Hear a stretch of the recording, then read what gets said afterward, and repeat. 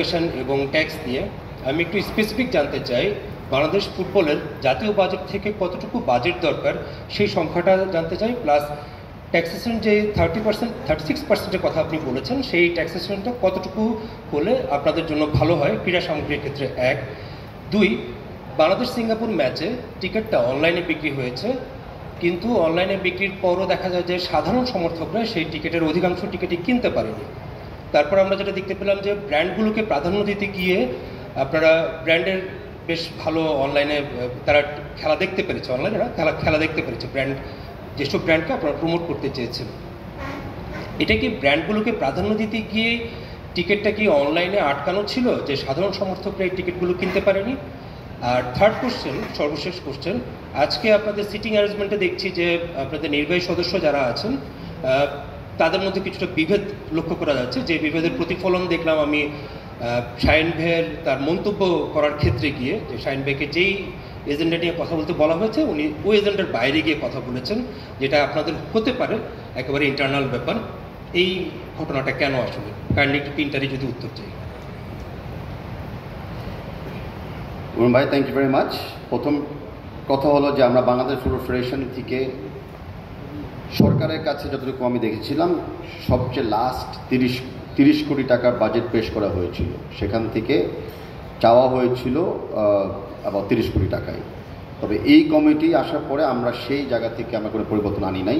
আমরা চেষ্টা করছি আমাদের অ্যাবাউট 30-40 কোটি টাকার বাজেটে কতটুকু আমরা নিজেরাই অর্জন করতে পারি বিভিন্ন স্পন্সরদের মাধ্যমে, টিকিট রেভিনিউর মাধ্যমে এবং ফিফা এএফসির ডোনেশনসের মাধ্যমে।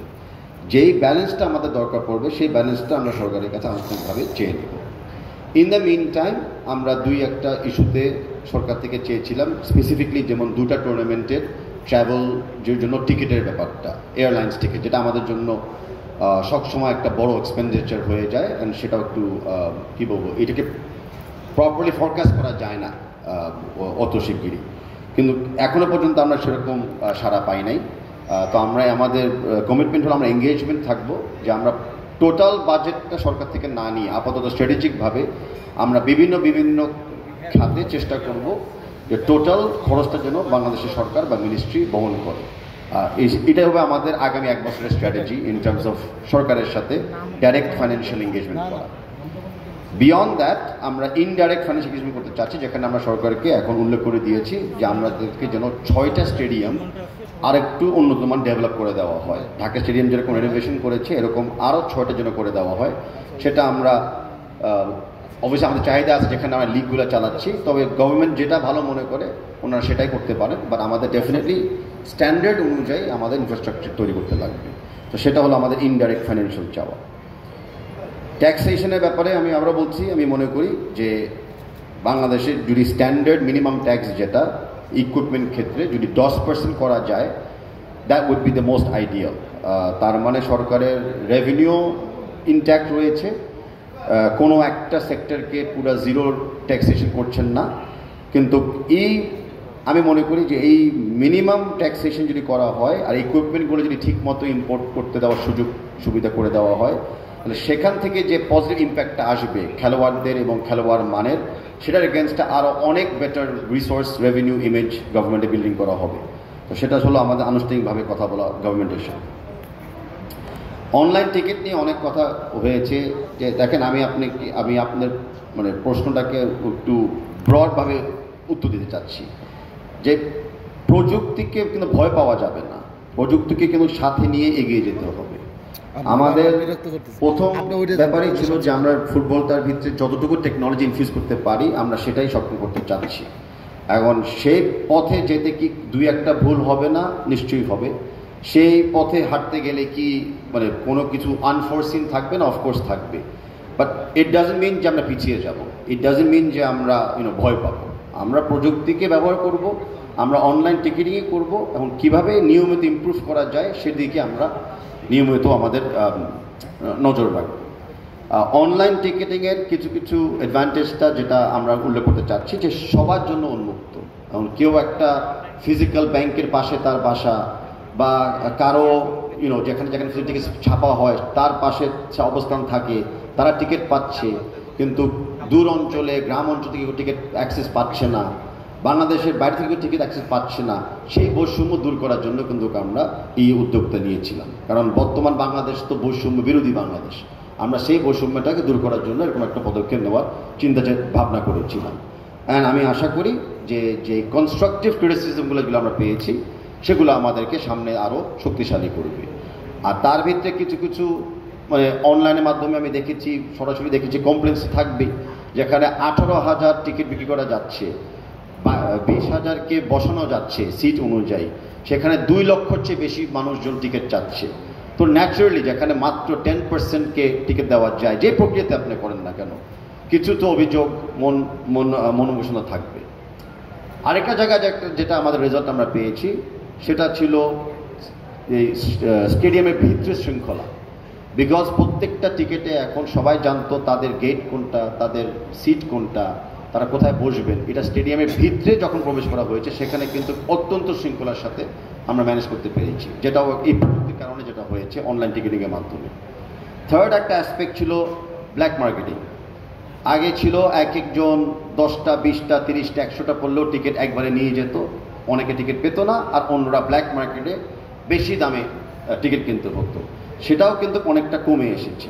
ইট ডাজন্ট মিন যে হয় নাই, বাট অনেক কমে এসেছে, কারণ আমরা একজনকে বা একটা নাম্বারের এগেনস্টে আমরা ম্যাক্সিমাম 5টা টিকিট কেনার জন্য আমরা অ্যালাউ করেছিলাম। সো ওই লিমিটেশনটা আমরা কিন্তু ইনফিউজ করে দিয়েছিলাম।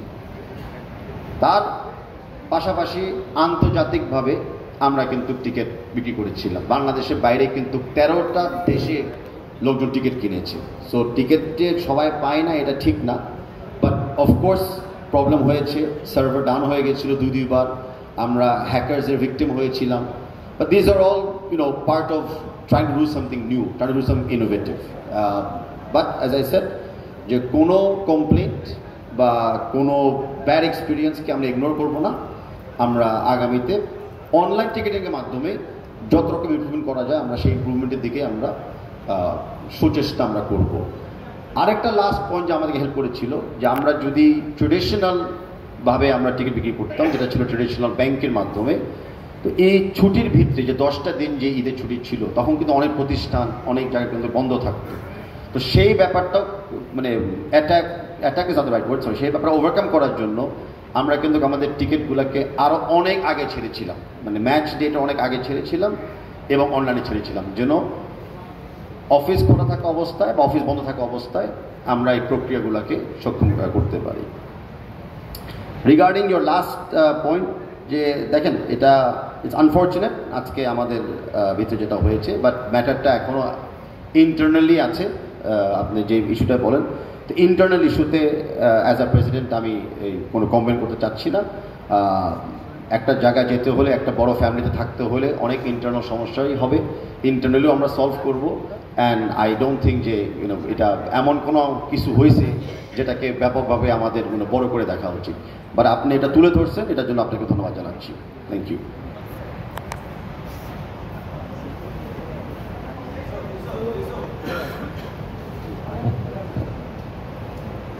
আসসালামু আলাইকুম, আমার নাম মোজাম্মেল চঞ্চল, আমি যুগান্তর পত্রিকায় কাজ করি। ধন্যবাদ মাননীয় সভাপতি এবং আপনার মাধ্যমে আপনার ফেডারেশনের কার্যনির্বাহী কমিটির সকল সদস্যকে, যে আমাদের সাংবাদিকদেরকে আপনি আজকে একটা মিড দ্য প্রেসে আমন্ত্রণ জানিয়েছেন এবং এর মাধ্যমে অনেক আমাদের নিউজ অ্যান্ড ভিউজ এক্সচেঞ্জ করার সুযোগ হয়েছে। তা আমি যে জিনিসটা মনে করি যে ফুটবল যে জাগরণ সৃষ্টি হয়েছে, অথবা যে জাগরণের আমরা কফিন থেকে আবার বেরিয়ে আসতেছে, একসাথে ফুটবল কফিনে ঢুকে গিয়েছিল, হামজা চৌধুরীর আগমন এবং অন্যান্য খেলোয়াড় প্লাস ফুটবল সাংবাদিক দক্ষতা, মিডিয়ার হাইপ সব মিলিয়ে ফুটবলটা আবার তার কক্ষপথে ফিরে আসতে শুরু করেছে। এটা কিন্তু সম্মিলিত প্রচেষ্টা এবং সারা বাংলাদেশের 18 কোটি মানুষের একটা সাপোর্ট আপনাদের প্রতি। আপনার আমার ছোট্ট একটা আমি একটু পিছনে যাবো, আমি একটু সময় নেব। আপনি যখন প্রথম বিদেশে খেলাধুলা করতেন, আপনার বাবার মাধ্যমে সেই নিউজটা আমি যুগান্তর ছাপিয়েছিলাম। আজকে আপনার নিউজ কাভার করতে এসেছি। এত বছরে আমি সাংবাদিক করেছি আর কি, ছিলাম আপনাদের সাথে, ফুটবলের সাথে ছিলাম। তা আমি যে জিনিসটা বলতে চাই যে আপনার যে আপনি অনেক কিছু বললেন, আমরা শুনলাম, ভবিষ্যৎ কর্মকাণ্ড আছে, কিন্তু বাংলাদেশ যে বৈষম্যবিরোধী আন্দোলনের মাধ্যমে দেশের নতুন বাংলাদেশ হয়ে যাচ্ছে এবং নতুন স্বপ্নের দিকে আমরা যাচ্ছি, কিন্তু পিছনে যেই সব কর্মকাণ্ড হচ্ছে সমস্ত জায়গায় কিন্তু সেই আপনার জঞ্জাল, সেই দুর্নীতি, অপকর্ম, অপশাসনের বিরুদ্ধে কিন্তু ব্যবস্থা নেওয়া হচ্ছে। একমাত্র ফুটবল ব্যবসা আমরা সেরকম কিছু লক্ষ্য করছি না। কারণ বিগত কমিটির যে সভাপতি ছিলেন কাজী সালাউদ্দিন, ওনার বিরুদ্ধে ব্যাপক পাহাড় সম দুর্নীতির অভিযোগ ছিল এবং যার প্রমাণিত তার সামগ্রিক সেক্রেটারি আবুল সোহাগ দুর্নীতি দায়ে ফিফা থেকে সাসপেন্ড করা, কিন্তু ফুটবল ফেডারেশন দেখানো কোনো ব্যবস্থা আবেদন নেয়নি, ফিফা নিয়েছে। সেই সময় অনেক অভিযোগ ছিল, ওগুলো কিন্তু আমরা খুঁজে দেখতে পাইনি। $7 লাখ এসেছিল একাডেমির নামে, সেই টাকা খেয়ে ফেলেছে। শুধু তাই নয়, 5ই আগস্টে সেই আন্দোলনের সময় যারা অর্থায়ন করেছে, আপনার ফুটবল ফেডারেশনের অনেক কর্মকর্তা যারা ফ্যাসিস্টদের সহযোগী ছিলেন, শেখ হাসিনার সহযোগী ছিলেন কাজী সালাউদ্দিন, মাহমুদ কিরণ, তারা অর্থায়ন করেছে বলে আমাদের কাছে অভিযোগ রয়েছে এবং আমরা অনেকে সুষ্ঠুভাবে অনেকে প্রমাণিত। উনি মহিলা যুবলীগের মহিলা সম্পাদক ছিলেন এবং এখনও উনি কিন্তু ফ্যাসিস্টদের সাথে যোগাযোগ আছে এবং আপনার যত কর্মকাণ্ড, আপনার যত পজিটিভ কাজকর্ম, ফুটবল ফেডারেশন যত উন্নতি করতে যাচ্ছে, উনি কিন্তু পিছন থেকে এগুলো কিন্তু বাধা দিচ্ছেন এবং উনি কিন্তু অপকর্ম করে যাচ্ছেন। কাজেই আমি বলতে চাচ্ছি এইভাবে কোনো অভিযোগ, এইভাবে কোনো পদক্ষেপ নেবেন কিনা এবং যত দুর্নীতি হয়েছে এগুলো কোনো খতিয়ে দেখে তাদের বিরুদ্ধে ব্যবস্থা নেবেন কিনা। ধন্যবাদ আপনাকে। ধন্যবাদ জনাব চঞ্চল, যুগান্তর পত্রিকা থেকে। ইটস ভেরি আনফর্চুনেট যে আমরা যুগান্তর পত্রিকাতে যেই মান অনুযায়ী আমরা দেখি আর আপনাকেও যে খ্যাতিমান রিপোর্ট হিসেবে আমরা দেখি, আপনার প্রশ্নগুলো কিন্তু সেই মান পর্যন্ত হয় নাই।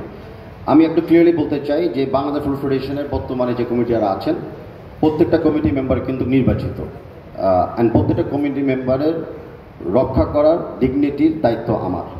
তো আপনি যেই অ্যাকিউজিংগুলো করেছেন সেগুলো যদি প্রমাণ সাকারে কিছু করতে চান, you are more than welcome. But সেই বাদে আপনারা যদি গদবাধা আমরা কথা এখনও যেটা আগেও শুনেছি, সেটা অনেস্টলি যে কাজটা আমরা করতে চাচ্ছি আর যে জায়গাটাতে আমরা চলে এসেছি সেটার জন্য খুবই খাতারনাক, অ্যালার্মিং এবং দুঃখজনক। তো আমি আপনাকে রিকোয়েস্ট করব যে কন্টিনিউয়াসলি আবারও উইথ অল রেসপেক্ট যে আপনি ফুটবল নিয়ে প্রশ্ন করেন, আপনি ফুটবল নিয়ে সমালোচনা করেন, আপনি ফুটবল উন্নয়নের ব্যাপারে আগেও যেরকম অবদান রেখেছিলেন আগামীতে রাখবেন, সেভাবে আমি মনে করি আমাদের সভাটা আরেকটু শোভনীয় হবে। কিন্তু যখনই আপনি পার্সোনালি কাউকে অ্যাটাক করতে যাচ্ছেন, আমি মনে করি না যে তাহলে সাংবাদিক হিসেবে পরিচয় দিচ্ছেন, আপনি একটা রাজনৈতিক প্ল্যাটফর্ম অথবা ব্যক্তিগত প্ল্যাটফর্ম নিয়ে আসছেন। তো সেই জায়গায় আমি কোনো মন্তব্য করতে চাচ্ছি না। ফুটবলের বাইরে যদি আমাদের কথা বলতে হয়, I welcome that all the time. আর আরেকটা হলো যে অতীতে কি হয়েছে, অতীতের ব্যাপারে আমরা সবাই জানি, সেখানে ফিফা জড়িত আছে, দুদক জড়িত আছে, ফেডারেশনের মানে ইন্টারনাল ইস্যুস জড়িত আছে। তো সেই সময় সেই সিদ্ধান্তগুলো তো হয়ে গেছে। তো আমরা একটা ইস্যুতে আমরা রিপিট না করি, আমরা বর্তমান আমাদের সফলতাটাকে সেলিব্রেট করি আর আমরা সামনের দিকে একটু চিন্তা করি। বাট যদি আপনারা এটাকে পার্সোনালি দেখতে চান, then I am sorry to say যে এই জায়গাটাতে নট অনলি আমি কোনো কমেন্টস করবো না, বাট ভবিষ্যতেও কিন্তু আমার বাকি 20 জন যারা মেম্বার আছেন, আমার বিএফএফ স্টাফ যারা আছেন, আমার যারা খেলোয়াড় আছেন বাংলা ফুটবল দলের জন্য তারা খেলে, নারী এবং পুরুষ, সবাইকে ডিফেন্ড করার দায়িত্ব আমার। অ্যান্ড আমি সেই ডিফেন্সের জন্য যত ব্যবস্থা নিতে রাজি আছি এবং আগামীতে ডেফিনেটলি রাজি হব। Thank you. অন্য কাউকে একটু ফ্লোর দিতে চাই। ধন্যবাদ মাননীয় এদিকে স্যার।